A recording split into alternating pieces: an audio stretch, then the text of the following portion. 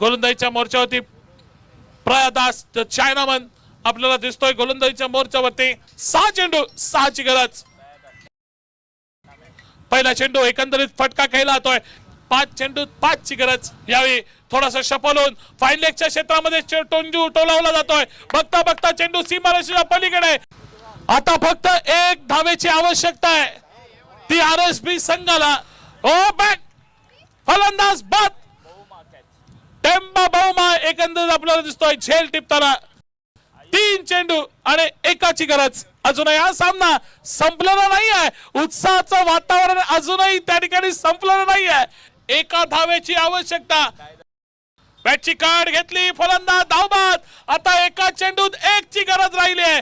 1 चेंडू 1 धाव।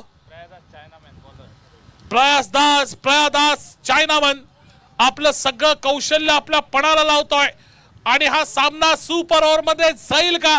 शेवटचा चेंडू निर्धाव फेकू शकेल का? काय होईल सामन्यामध्ये?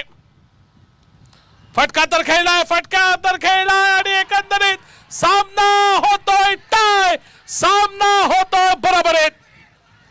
सुपर सेमी ऊपर सुपर ओव्हर।